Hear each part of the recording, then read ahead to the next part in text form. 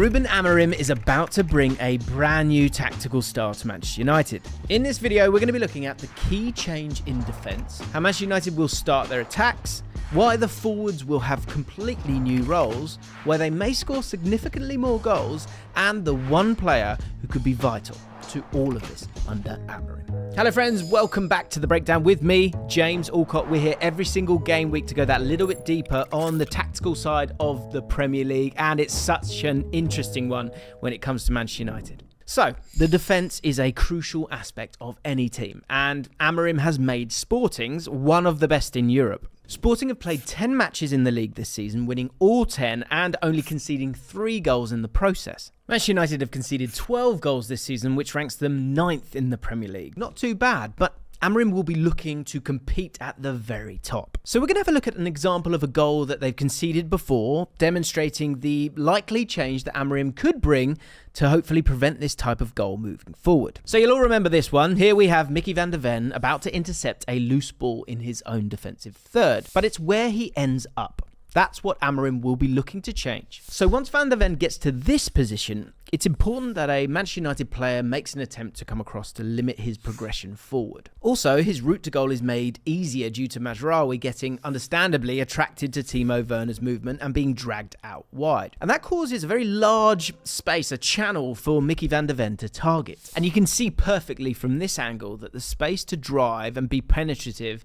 is readily available for Van der Ven, with Mazraoui not having enough time to come over, and of course he's got Timo Werner on his mind. So from that position, Van der Ven is able to go from his own defensive third all the way through into Manchester United's box, and due to this, De Ligt is now understandably forced to come across to try and block an incoming cross. And in doing so, he's left the 6-yard box unprotected, meaning a ball can be played across without a Manchester United player being able to block or intercept it. And to add to that, the distance between Dalot and Brennan Johnson allows Johnson to make a direct run towards the back post and tap in a simple goal. This is where the Amorim change comes in, because Amorim has used a back three his whole career as a manager and will very likely implement this at Manchester United. So in that scenario, this means that Manchester United will have 3 defenders all occupying different zones of the pitch. Therefore, fewer central gaps will appear and hopefully prevent a goal such as Brennan Johnson's.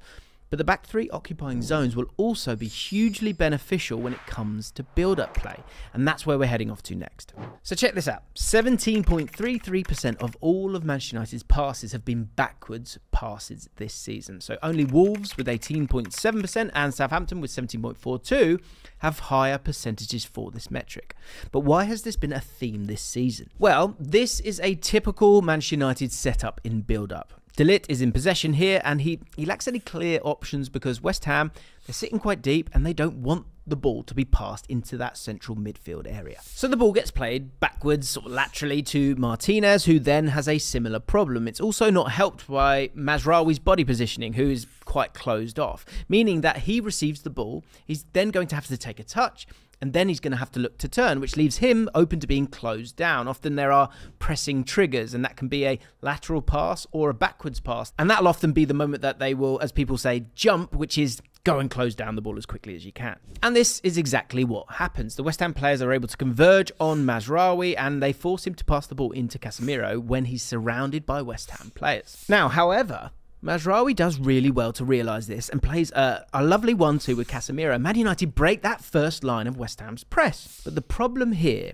is the distance between Garnacho and Mazraoui. Because as Mazraoui passes the ball, due to it being a short distance and West Ham players already converging on them, it gives the West Ham players an opportunity to press them and prevent the ball from moving into a central area. And so then you can see Garnacho's first thought, before the ball's even got to him, is to play it backwards into Casemiro. And that's despite the central options still being viable ones. So then the ball ends up with Onana, despite Man United actually doing really well to bypass that first phase of West Ham's press. Now, a feature of Amorim's tactical approach is that he likes his central defender to play these direct passes into the wing-backs or the attacking midfielders. This is because it immediately takes the ball from a defensive zone of the pitch to an attacking one.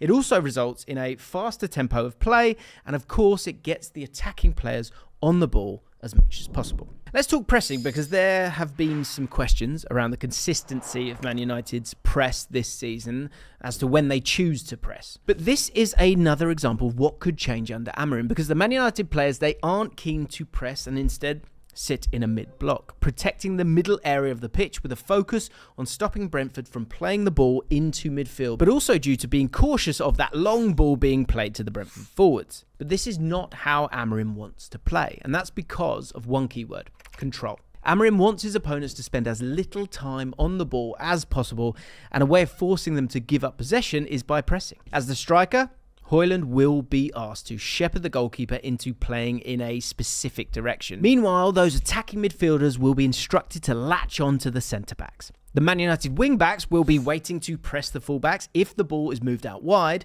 and the central midfield duo will then be ready for any ball that comes their way in that central area. The goal here from Amorim will be to either win the ball back high up the pitch or force the opposition into playing a long ball, which gives Manchester United a high chance of turning over possession. And I think this energetic approach, I think it could help overcome what has been a bit of a problem for Manchester United this season, and that's goals. Manchester United have been the most wasteful team in the Premier League this season. They have a total expected goals of 16.8, which is the 5th highest in the league. It's really good. However, with only 9 goals scored, this means they've underperformed their expected goals more than any other team.